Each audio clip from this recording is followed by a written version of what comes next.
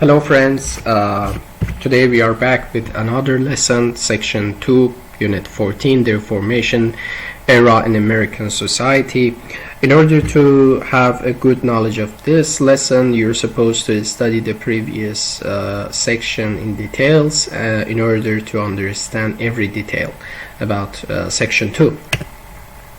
We are going to start our class with the very short survey of what we had before. We learned about mid-1800s, how millions of Europeans came to the United States hoping to build a better life. Of course, the reasons, some religious reasons, some political problems, and other issues.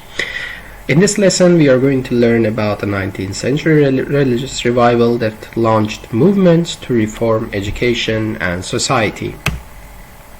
Revivals. We have Second Great Awakening in this era. I mean, in the middle of 19th century, between after 1800s.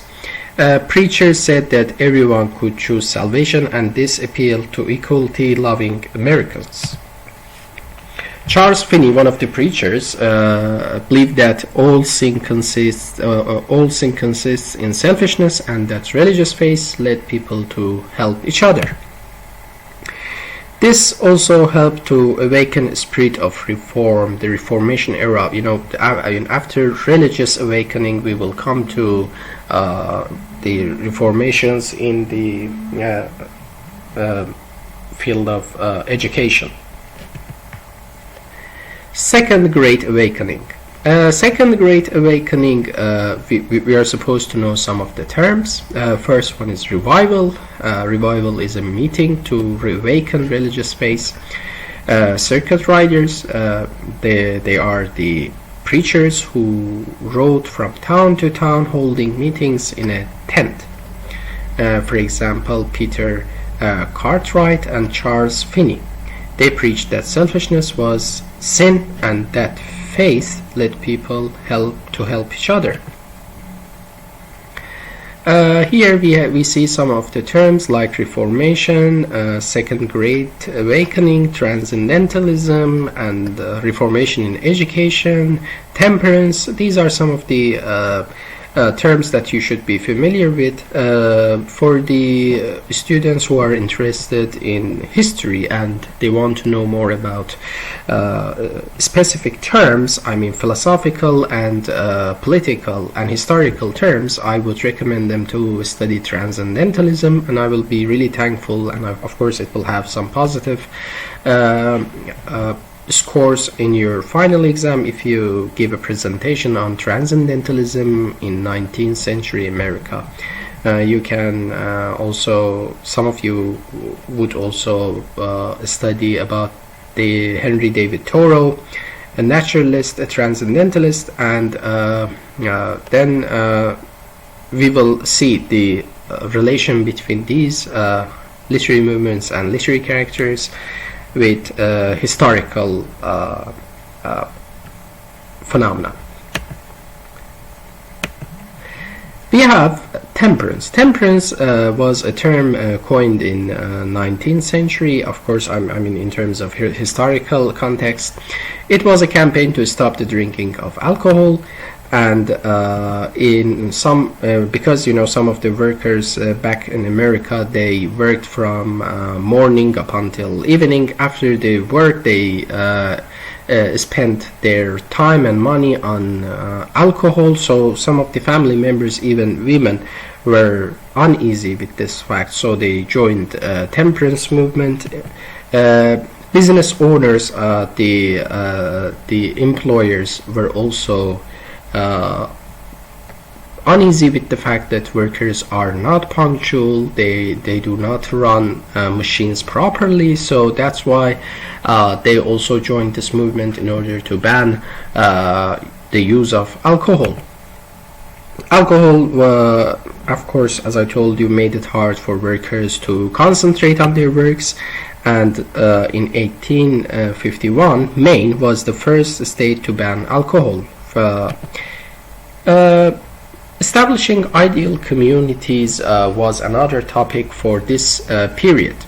Ideal community was a concept that we can create a society, equal society, that there would be no difference between people, and men and women are equal. They will have the equal freedom.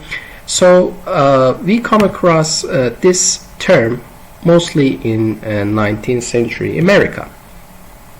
Some people wanted to start a new ideal society.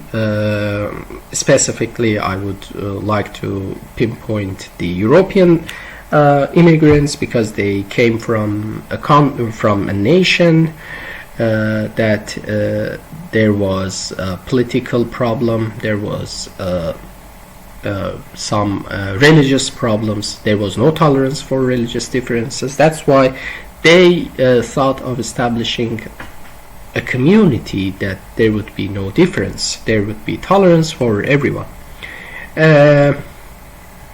New Harmony, Indiana, and Brook Farm, Massachusetts, these were the states that they were among these ideal communities, and their residents received food and other necessities in exchange for work.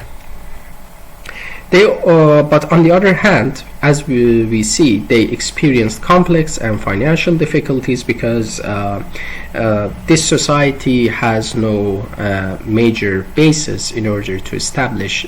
Because, for example, imagine that you are working and you want to get your food or other necessities, but if you have other things that it is needed to get by paying money, what would you do?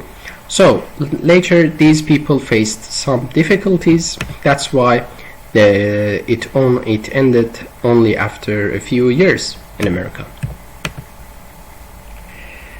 In utopian society, we also have a shaker face centered community. They were called shaker face because they shook with emotions during the church services. They were active during the church ceremonies. They vote not marry or have children. They shared goods with each other and believed that men and women are equal, and they refused to fight for any reason. They also built simple furnitures, and they were usually farmers. And finally, they depended on converts and adopting children to keep their communities going. The other section of the unit deals with workers' rights in American society in 1830s. Factory conditions back in America was unhealthy, and bosses were often unfair. So they worked to improve working conditions in American society. So labor union was formed. It was a group of workers who band together to seek better working conditions. A strike is another term that was very prevalent in that period. Strike means stop working to demand better conditions. And workers called for shorter hours. This was the main demand of these workers. They wanted shorter hours and higher wages. In the center of these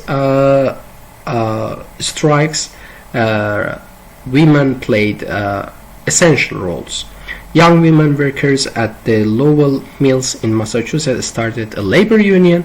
Mill owners raised the rent of the company-owned boarding houses where the women lived. About 1,500 women went on a strike, and later we will see that between 1835 and 1836, 140 strikes took place. The Panic of 1837 stopped strikes because it was very difficult for the workers to find jobs. So the strikes were over, but it had some positive outcomes. President Martin Van Buren ordered a 10-hour work week for government workers. By the 1830s, the religious revival sparked a rise in a reform movement. Social reformers wanted to improve education, establish mental hospitals, and improve hospitals. We will go through all these cases in details in the coming slides. Right now we are going to focus on improving education in American society. Horace Mann was one of the key figures for advocating public education, as he called the Great Equalizer. He believed that education creates or develops new treasures never before possessed or dreamed of by anyone. This also led to opening of public elementary and high schools. By 1850, most northern schools had public elementary schools. Boston opened the first public high school in 1821, and it also led to opening of hundreds of private colleges. So this era was the remarkable era of education in American history. Unfortunately, the tragic part of this movement was that women were not allowed to enter into colleges. There was also other problems that we are going to see and concentrate, but we see some exceptional cases like Auburn College in Ohio that admitted both sexes and all races. Mary Lyon also advocated college level education for women. African Americans faced some difficulties, some obstacles. For example, in the South, it was illegal to teach an enslaved person to read, but also in the northern part, it was a little bit, open for them. But all in all, in the North, most public schools also rejected African American children. A few colleges accepted African Americans, and the other term that we are going to see how these problems step by step get solved.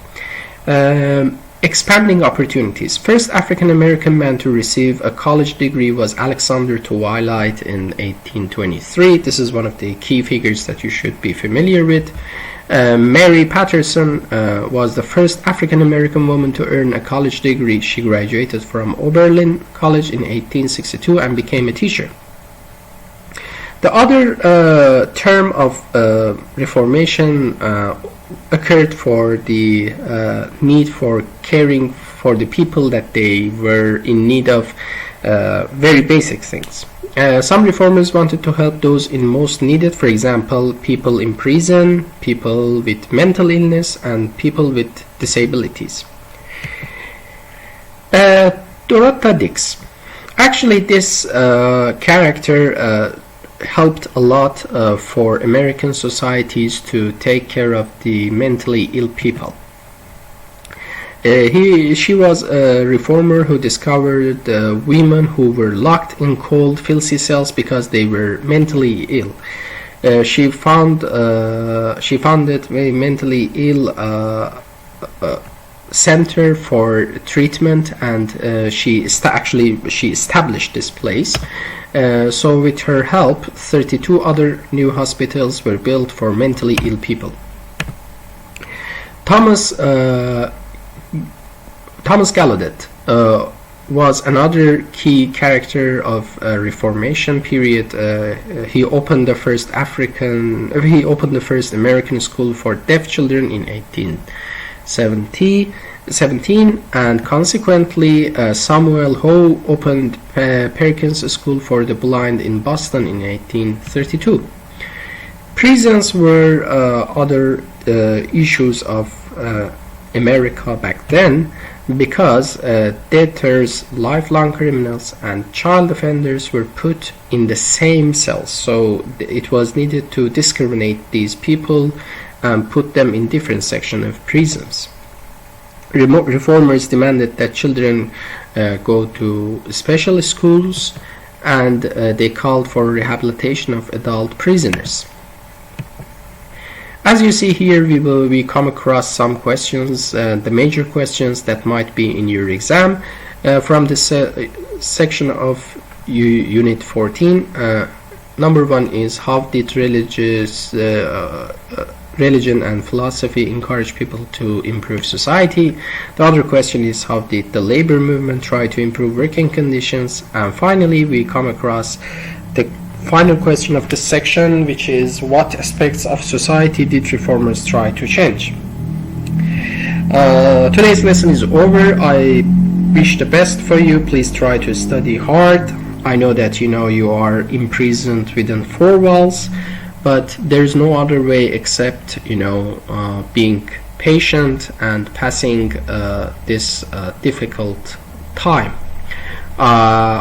Please take care of yourself, your family, and your loved ones. See you. Goodbye.